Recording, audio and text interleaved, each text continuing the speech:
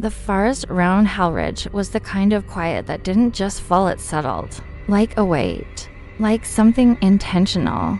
Tall Montana pines crowded the narrow dirt road that led to the house, their branches bending inward as if they, too, were trying to warn anyone who passed through. Emma Harper had seen dozens of abandoned places for her YouTube series, but none of them had felt like this drive. Her car headlights sliced through the darkness, but the darkness felt thicker than usual, almost textured, almost watching. She parked outside the old structure, stepping out into the cold, unmoving air. The wind wasn't blowing. Not a leaf moved. Not a single sound of insects. Just that paralyzing quiet that made the hair on her arms lift. Emma took a slow breath and turned her camera on. "This is Hallridge House," she whispered, almost afraid the place might hear her. "Locals say it breathes." Actual breathing sounds. "And tonight, I'm staying here for 24 hours. When she lifted her flashlight, the beam landed on the warped wooden boards of the house boards that seemed to bend inward and outward as though flexing gently, like a rib cage, like lungs. She froze because for a fraction of a second, it really did look like the house was inhaling. "That had to be my imagination," she muttered, though her voice trembled. The front door stood slightly open, tilted down on rusty hinges. As she approached, the strong smell of wet, old timber pushed out like a breath of its own. She nudged the door with her hand, and it scraped against the floorboards, releasing a long, aching groan that sounded disturbingly alive. The camera picked up the sound clearly. It didn't sound like a door. It sounded like a creature waking up. Emma stepped inside. Dust floated in her flashlight beam like tiny drifting ghosts. The interior felt untouched, for decades faded wallpaper curled from the walls. Deep cracks ran along the ceiling, and old portraits with stiff, dark eyes stared back from every direction. Some had been scratched across the faces, some were crooked. But every pair of painted eyes seemed locked onto her. Okay, you guys see this," Emma said, her voice softer now. "Tell me those eyes aren't following me." She laughed nervously, but even the laugh died quickly, swallowed by the house. She took a few steps deeper into the hallway, and that was when the floor beneath her feet pulsed. A soft lift, a subtle drop, as if something beneath the boards had shifted. As if something alive was just under the surface. Emma stepped back, shining her light down. No rats, no pipes, no basement. Hallridge House didn't have one. Her throat dried instantly. Then came the first sound. A faint tapping, like fingertips. It moved under her feet. Tap, tap, tap, scurrying from one side of the hall to the other. Nope, I don't like that," she whispered, backing up. But the tapping stopped, and the house fell silent again. She walked to the living room, trying to steady her breathing. The room was large, with tall windows covered in grime and torn curtains. But it wasn't the room that made her stop, it was the air. It felt heavy, pressing, warm almost, like breath. Emma swallowed and moved forward. As she passed the wall of portraits, something caught the edge of her vision. One of the paintings, a woman in a long dark dress, seemed to shift. The portrait didn't move, but the expression did. A moment ago, the woman looked somber. Now, she looked like she was frowning. Emma blinked hard and leaned closer. The eyes in the painting were no longer looking off to the side. They were looking straight at her. A chill crawled up Emma's spine. "No way," she whispered. "There is absolutely no way." She zoomed her camera in. The painting's eyes tracked perfectly with the lens. They were aligned with her. She stepped away slowly. That was when she heard the whisper, a dry, brittle breath slipping right past her ear. "Turn back." Emma whipped around. No one behind her. The hallway was empty. Her heart slammed against her ribs. This wasn't like the other haunted places she'd visited. There was no feeling of a presence or a lingering sadness. Hallridge House wasn't haunted. It was aware.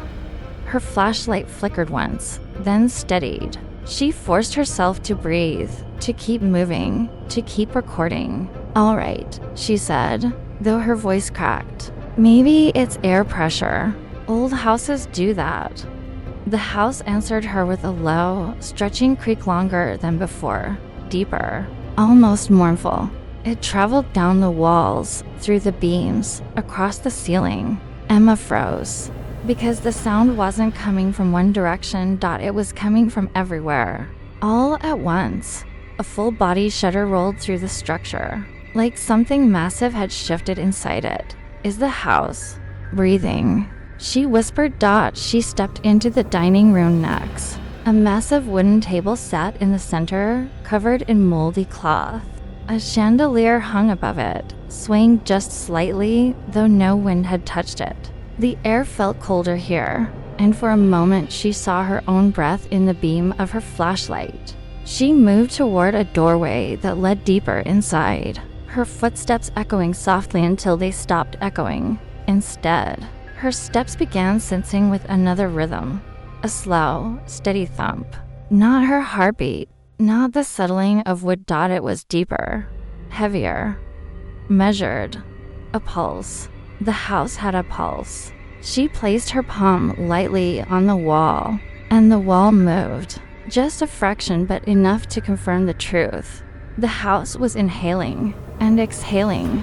"Okay, no. This is something else," Emma whispered, stepping back, her voice cracking with fear. "This is not normal. This is not physics. This is..." Her words were cut off by another whisper, this time from the far end of the hall. "Before he wakes." The words weren't angry. They weren't threatening. They were terrified. Whoever or whatever had whispered it was scared of something else inside the house. Emma's breath hitched. "Who wakes? Who are you talking about?" The hallway responded with a sudden, sharp crack from the upper floor. It sounded like a footstep, a heavy one, then another. Slow, intentional. Something upstairs was moving. The silence that followed was worse. Thick, anticipating. Emma swallowed hard, gripping her camera tighter. Every rational thought in her mind screamed at her to leave, to run, to forget the footage, the challenge, everything. But something held her there. Maybe curiosity, maybe fear. Maybe the unnatural feeling that if she turned her back to the house, it wouldn't let her leave. She looked toward the staircase, her flashlight trembling in her hand, and in the faint glow at the top step, she could see it, a long, distorted shadow stretching across the landing, motionless, waiting. The house exhaled once more, long, slow, hungry. And Emma realized something chilling. The house wasn't breathing because it was alive. It was breathing because it was waking up. The shadow at the top of the stairs didn't move, but Emma could feel it shifting. A subtle distortion, like it was stretching toward her through the dim light. She tried to blink it away, telling herself it was her imagination. But the second she focused on it, she realized it wasn't blinking. It wasn't breathing. It was just there, waiting, watching, and the weight in the air told her this wasn't a game of curiosity anymore. This was survival. Her hands shook violently as she tried to raise the camera, but it was heavy in her grip, almost as if the house itself was tugging on it. The air grew colder, seeping through her clothes and freezing her skin from the inside out. Every breath she took felt drawn toward the ceiling, pulled by something that wasn't just the chill. She swallowed hard, trying to steady herself, but the sound came again, a low, guttural exhale that vibrated through the floorboards. It wasn't human. Not fully. Not even close. Emma stumbled back, nearly tripping over a warped floorboard. The hallway seemed longer than it had been a moment ago. the walls stretching impossibly. She spun around to leave, and the front door slammed shut with a deafening crack, sending a shower of dust and debris into the air. The sound echoed endlessly, like the house was laughing or breathing through its walls. Her heart pounded so violently she thought it might explode. She tried the doorknob, but it wouldn't budge. Not a fraction. Not even the tiniest click. Panic rose in her throat like smoke, suffocating her. She could feel it now, the weight of the house pressing against her, as if every board and beam was pushing her inward toward whatever it was that had been waiting. The footsteps above her began again, slow, methodical, soft, but heavy enough to make the floor vibrate beneath her feet. Each step was deliberate, measured. Someone or something was pacing. It wasn't searching. It was observing, patient, knowing. Emma's flashlight flickered, and the long shadow on the stairs seemed to detach itself from the wall. It wasn't a shadow at all, it was a form, a twisted figure, thin and elongated, its limbs impossibly long and bent, its head tilted unnaturally to the side. And though there were no eyes, she could feel its gaze piercing her, penetrating her thoughts. "Get out," a voice whispered. Not from the figure, not even from the house. Somewhere in between, as if the walls themselves had learned how to speak. She spun around to run, but the house had changed again.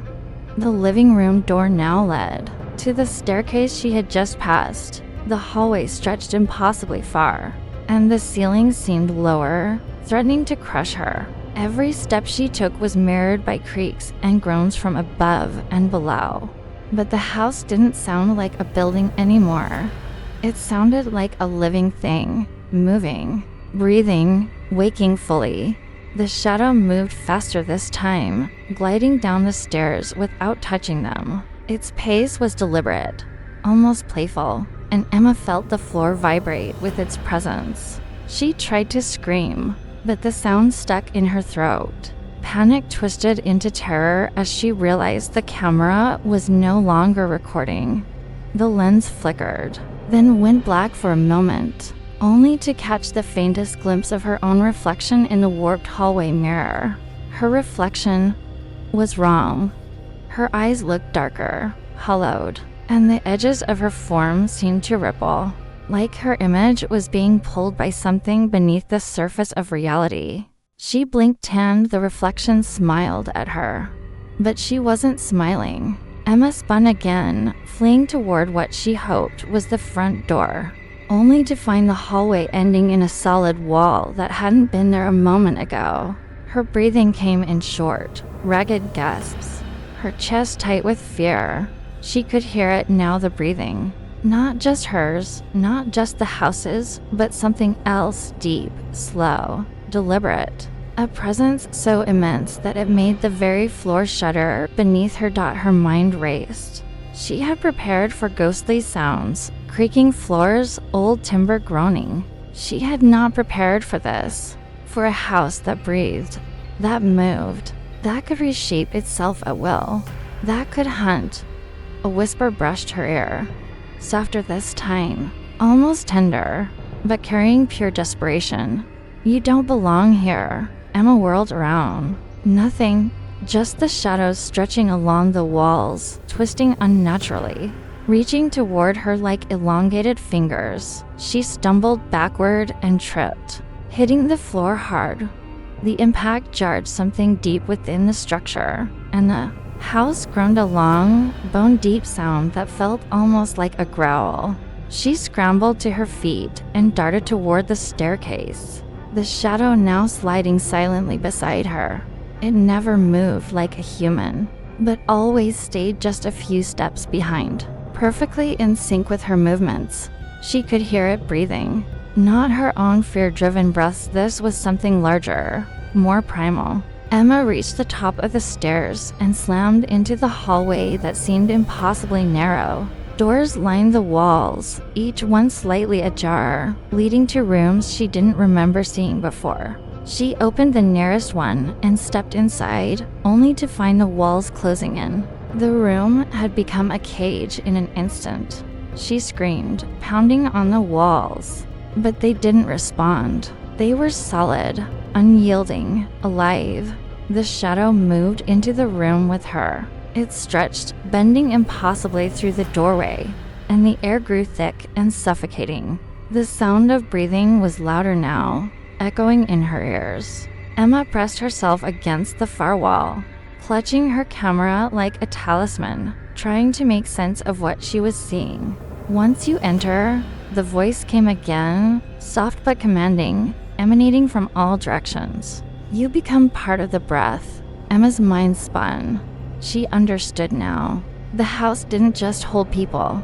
It consumed them. It didn't just trap them. It integrated them, adding their fear, their panic, their essence into itself. Every person who had vanished here had become part of the walls, the floor, the very air. And now she was next. She ran, blindly, opening doors at random, each room reshaping itself, each hallway elongating, bending. The shadow followed, silent, patient, inevitable. And then she saw a room at the very end of the house that seemed impossibly large. The walls were lined with mirrors, each reflecting a distorted, flickering version of herself. Some mirrors showed her screaming, some blank, and some not her at all. Figures she didn't recognize stared back, their eyes wide with terror, mouths open in silent screams. They were trapped in the mirrors, imprisoned in the breath of the house. Emma's hands shook violently. No, this isn't real, she whispered. But it was. Every mirrored face confirmed it. She could feel the air thickening, pressing down on her chest. The shadow moved to the center of the room, coalescing into a darker, more solid form. Its elongated limbs bent at impossible angles, its head cocked unnaturally. She could sense its hunger, its desire to pull her in, to add her scream to the countless others already trapped inside. She screamed and ran, diving toward the nearest mirror. But it wasn't a mirror. It was a wall, solid and immovable. The shadow closed in, and the exhalation came again slow, deep, full of life and death. A breath that seemed to fill the room, the house, the entire world. Emma's vision blurred, her strength drained, and the last thing she saw before collapsing was the distorted reflection of herself smiling. Please like and subscribe channel Fear Frequency for more horror stories. Thank you.